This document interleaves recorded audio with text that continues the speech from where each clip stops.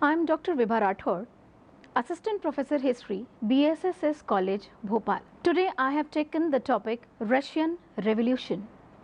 By the early years of the 20th century, political movements based on the ideas of socialism had emerged in the number of countries in Europe. Almost half of the countries they adopted the idea of socialism, but when the World War I started, many of the countries they left this idea of socialism. In this module, we are going to discuss about the socialism, how it influenced different countries in the Europe and how different countries in Asia also subscribed this ideology. Let us start our topic Russian Revolution 1917. With the outbreak of First World War, the socialist movement in most of the countries of Europe suffered a setback. During this period, however, unrest was brewing in Russia. The Russian Revolution that took place in 1917 not only ended the monarchical rule of the emperor but also put an end to the power of aristocrats, capitalists and landlords in social, economic and agricultural fields and established the dictatorship of the proletariat and peasants. Socialism. What is socialism? Let us talk about the ideology of socialism. Socialism describes any political or economic theory that says community rather than individuals should own and manage property and natural resources. It gives birth to the new society, new culture and new civilization. Now, we look briefly the situation in Russia on the eve of the revolution. If we talk about that socio-economic background, so that time in 19th century, the condition of Russia was not very good. The old feudal aristocracy had been replaced by that of new middle class. If we see, most of the countries till that time, they started democracy in their country. Some of the countries, they turned into a republican system, but Russia, however, was still in the old world under the autocratic rulers of Tsar. Serfdom had been abolished in 1861, but it did not improve the condition of peasants. Land hunger of the peasants was a major social factor in Russian society. Political background. Romanov dynasty was ruling in Russia. The Tsar Alexander II, who ruled from 1858 to 81, abolished serfdom in 1861. Tsar Alexander III ruled from 1881 to 94, followed the policy of Russification. What is the policy of Russification? Russification, according to Tsar Alexander III, no other than Russian and no religion other than the Orthodox was to be tolerated within the Russian Empire. Nicholas III, who ruled from 1894 to 1917, and he was a very important ruler because in his time period this 1917 revolution and other mini revolutions took place. The ruler or the Tsar Nicholas II, he believed in the divine rights of kings. The preservation of absolutism was regarded by him as a sacred duty. The bureaucracy that the Tsar had built was top-heavy, inflexible and inefficient. The members being recruited from amongst the privileged classes rather than on the basis of any ability. Tsar Nicholas II was very weak man and he believed in mysticism and fatalism. He was under the thumb of his wife Tsarina Alexandra. The Tsarina was a puppet in the hands of a monk called Rasputin, who misused his influence and began to interfere in the administration. Who was Rasputin? This is the question. He was a self-proclaimed holy man. He eased the sufferings of Alexandra's hemophilic son. He influenced Alexandra so much and interfered in appointment and dismissal of high officers depending on his will. During the last year of his reign, Rasputin the wicked became all-powerful and brought disasters to the empire. Consequently, to oppose him, a group of constituted in court which finally murdered him in December 1916. Let us talk about the growth of revolutionary movements, how these revolutionary movements emerged in Russia and how they influenced that entire empire and the revolution occurred in Russia. In 1883, the Russian Social Democratic Party was formed by George Lenin, and he was a follower of Karl Marx. And you all know that Karl Marx was a great author of the socialism. This party belonged to many other socialist groups, was united into Russian Social Democratic Labour Party in 1898. However, this party was soon split in minority, which is known as Mensheviks, and the majority, which is known as Bolsheviks. So in that way we can say the group of these revolutionaries men, they divided into two categories, Mensheviks and Bolsheviks. The leader of Bolshevik was Vladimir Ilyich Ulyanov, popularly known as Lenin. He is a very famous personality in history, and especially in the history of Russia. He is regarded as one of the greatest leaders of the socialist movement after Marx and Engels. Generally, we heard about only one revolution of Russia, that is the most important revolution, and that is the 1917 revolution. But not only the 1917 revolution occurred in Russia, before that some other problems created or emerged in Russia, which became the reason of the starting of a series of revolutions in Russia. So here I can talk about the three special revolutions of Russia. In first I can talk about the revolution of 1905, that is known as the mini revolution. Second revolution, that is the most important revolution, that is the revolution of 1917. And generally we can call this revolution February Revolution. Third revolution, which is known as Bolshevik Revolution, and this revolution is also known as October Revolution. Let's talk about the revolution of 1904. 1904 revolution, as I said, that this is known as a mini revolution. This revolutionary movement in Russia had been growing when the 1905 revolution broke out. The causes behind this mini revolution are as follows. Number one, we can take the autocratic nature of Tsar's rule. Second, we can take the poor economic conditions of peasantry. Third, we can take that there was a discontentment of workers. Prices were rising continuously. Role of revolutionaries such as Leon Trotsky also played a very important role. And the last and the very important reason for this 1905 revolution was the Russo-Japanese War of 1904 and 1905.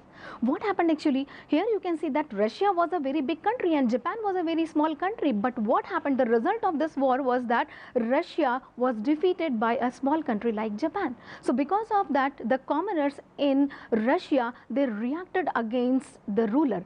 And how the revolution outbreak, now let us come to that point. On 2nd January 1905, around 150,000 workers under the leadership of Father Gapin staged a demonstration. What was their demand? They were demanding for the reduction in working day to 8 hours, an increase in wages and movement in working condition. They reached to Royal Palace in St. Petersburg. St. Petersburg, it was renamed as Petrograd. Later it was renamed as Leningrad, and once again after the collapse of Soviet Union, it was renamed as St. Petersburg. So here I am saying the people or the crowd, they reached to the Royal Palace in St. Petersburg. When they marched towards the palace, they were attacked by the Cossacks and the troops.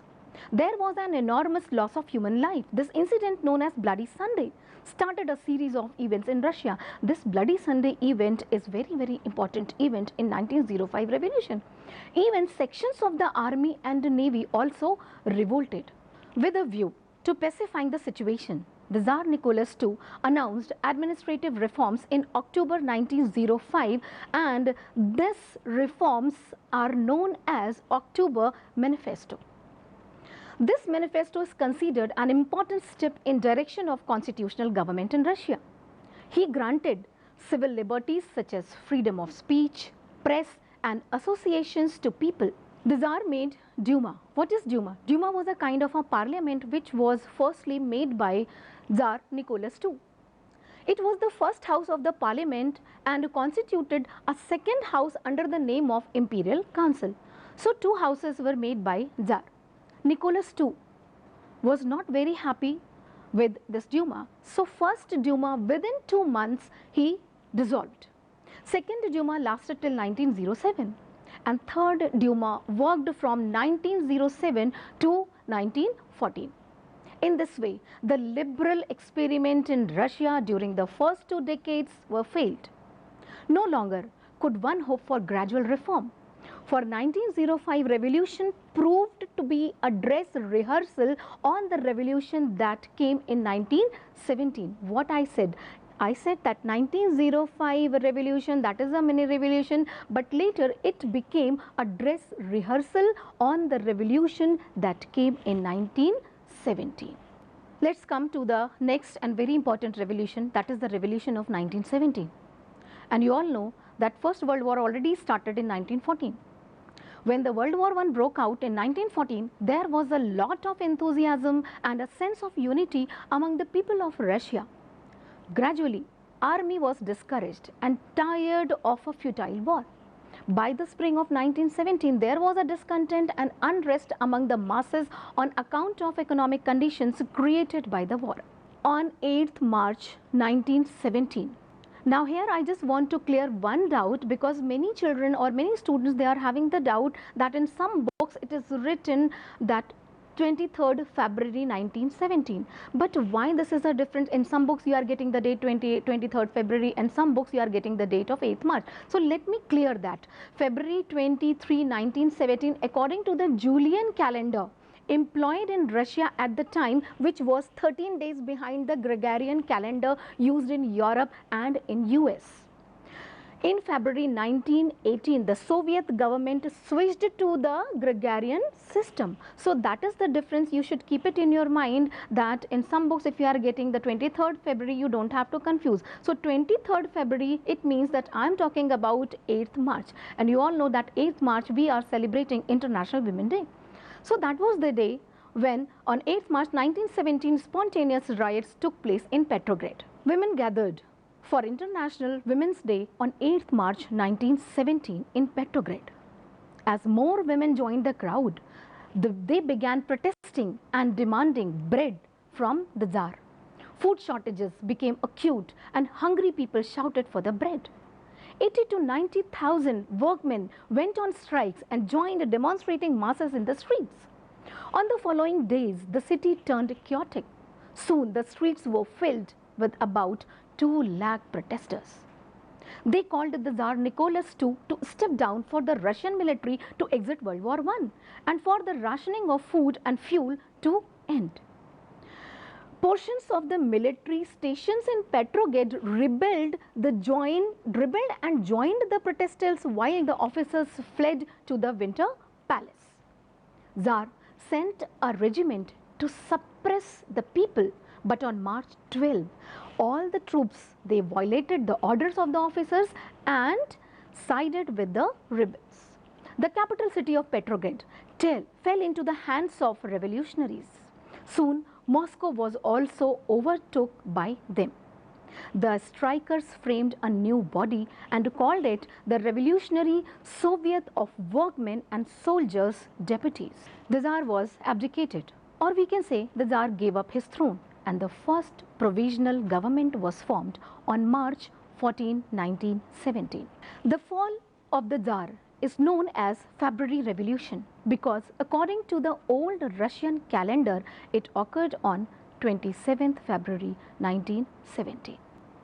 So here I can say the first phase of the revolution of 1917 was completed, but the revolution was not over. In the months that followed, the Duma supporters and the Soviet Council clashed over what reforms to be instituted. After February Revolution, the most important demands of the people were peace, land to the tiller, control of industry by workers, and equal status for the non-Russian nationalities. The provisional government under the leadership of Kerensky did not implement any of these demands and lost support of people. After that, the next and the third revolution which I discussed before, that is the October Revolution. We can call it the Bolshevik Revolution also of 1917. Kerensky's tactics became more authoritarian after he took office. He passed new restrictions on public gatherings, restored the death penalty at the front, and resolved the restore military discipline. Lenin, who was exiled to Switzerland at the time of February Revolution, returned to Russia in April. On 16th October 1917, Lenin persuaded the Petrograd Soviet and the Bolshevik Party to agree to a socialist seizure of power. A military revolutionary committee was appointed under Leon Trotsky. The date of the event was kept secret. Here I am just going to quote one quotation which is said by Lenin. Lenin said, "You cannot make a revolution in white gloves." Here the time came, or the day came, for this Bolshevik revolution. On the night of 6th, 7th November, the Bolsheviks captured telephone booths, post offices, railway stations and banks. On the morning of November 7, 1917, workers, soldiers and sailors arrested the members of the temporary government, or we can say the provisional government. Kerensky fled from the capital. Thus, in a few hours and without any bloodshed, the Russian capital passed into the hands of the Bolshevik Party. 3 hours after this incident, the Second All-Russian Congress of Soviet, comprising the delegates of workers and soldiers, declared Russia a Soviet Socialist Republic. The Congress of Soviets on the next day issued a proclamation to all peoples and belligerent states to open negotiations for a just peace without annexation and indemnities. Russia withdrew from World War I. Though formal peace was signed with Germany later, after ceding the territories the Germany demanded as a price of peace.